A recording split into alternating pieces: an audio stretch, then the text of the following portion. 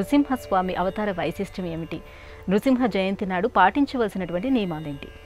లక్ష్మీ నృసింహ మమదేహి కరావలంబం. నృసింహ ఆరాధన వైశాఖ మాసానికి ప్రత్యేకం. నృసింహ జయంతి చతుర్దశి నాడు ఏర్పడుతున్నది. అవతారాలలో నృసింహ అవతారానికి ఉండే ప్రత్యేకత చాలా విభిన్న అంశాలతో చాలా విశేషాంశాలతో కూడుకొని ఉన్నది. పరమ విష్ణుద్వేషి అయినటువంటి ఆ హిరణ్యకశ్యపుడు ఎలా ఆ శ్రీమన్నారాయణమూర్తి ఈ లోకానికి దర్శనమివ్వాలో హిరణ్యకశ్యపుడు సంకల్పం చేశాడు. ఆయన సంకల్పం ప్రకారమే ఈ విధంగా మనమంతా నృసింహుడిని దర్శనం చేసుకోగలుగుతున్నాం.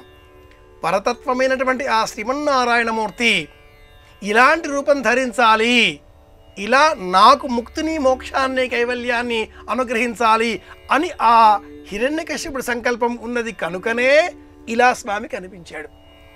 ఇంటిలో బయట కాకుండా, సూర్యోదయం సూర్యాస్తమయం కాని వేళలో, మనిషి జంతువు కాకుండా, ఏ ఆయుధములు ఉపయోగించకుండా తీవ్రమైనటువంటి రూపంతో, అలాంటి రూపంతో నాకు మరణం కావాలి అనడంతో అలాంటి రూపంలో నృసింహుడు ఆవిర్భవించాడు కనుక ఇందుగలడందు లేడని సందేహము వలదు చక్రి సర్వోపగతుండు పోతనామాచ్యుల వారి భాగవతం అంతా మనమంతా కూడా స్మరిస్తూ ఉంటాం.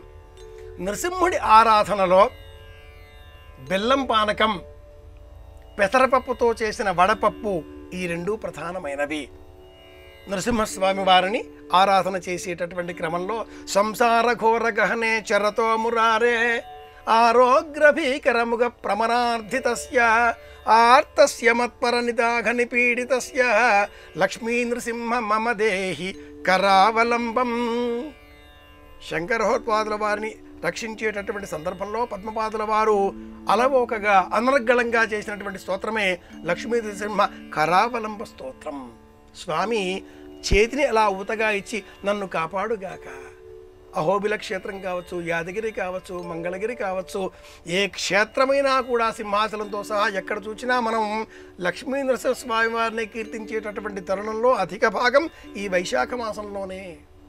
ఈ మాసమంతా వసంత ఋతువుకు సంబంధించినది అయినప్పటికీ ఉష్ణశక్తి విపరీతంగా ఉండేటటువంటి కాలం ఇది. తీవ్రమైన ఈ ఉష్ణాన్ని నియంత్రించేటటువంటి శక్తి, ఆరోగ్యదాయకమైనటువంటి ఉష్ణాన్ని ప్రేరేపించేటటువంటి మిరియపు గింజలు, కుజ సంబంధమైనటువంటి బెల్లానికి ఉంది. నీరు చంద్రుడు, బెల్లం కుజుడు, మిరియముల గింజలు రవికి సంబంధించినవి, సూర్యునికి సంబంధించినవి అని జ్యోతిషం వివరిస్తుంది. ఈ మూడింటి తేద చేసినటువంటి పదార్థాన్ని పానకంగా స్వామికి సమర్పించడం, మంగళగిరిలో ఆ స్వామిని పానకాల స్వామినే మనం సంబోధించడం, ఈ నేపథ్యంలో నరసింహస్వామి వారిని కీర్తించినట్లయితే ఆరోగ్యం, ఆనందం, ఐశ్వర్యం అన్నీ మనకు లభిస్తాయి అంటుంది జ్యోతిషం. అలాగే ఈ దేశానికి, మన భారతదేశానికి జ్యోతిష శాస్త్రం సూచించినటువంటి దైవం, క్షేత్ర దైవం నృసింహస్వామి కనుక నృసింహస్వామి వారిని వైశాఖ మాసంలో ఎంతగా మనం కీర్తించగలిగితే మన ఇంటిలో అంత శ్రేయస్సు మనకు చేకూరుతుంది. ప్రత్యేకంగా దేవతారాధన చేసేటటువంటి చోట పూజాగృహంలో ఒక మట్టితో స్తంభమును నిర్మించి ఆ స్తంభం ఎదురుగా దీపమును వెలిగించి వడపప్పు పాయసం లేదా పానకం వీటిని నివేదనగా సమర్పించడం, లేదా ఇంటిలో ఒక స్తంభం చక్కగా కనిపించినట్లయితే ఆ స్తంభాన్నే అలంకరించి స్వామివారిని స్మరించడం, ఇవన్నీ కూడా ఆచరించాలి అంటూ శాస్త్రం ఒక విధానాన్ని మనకు సూచించింది. ఇది పద్ధతి.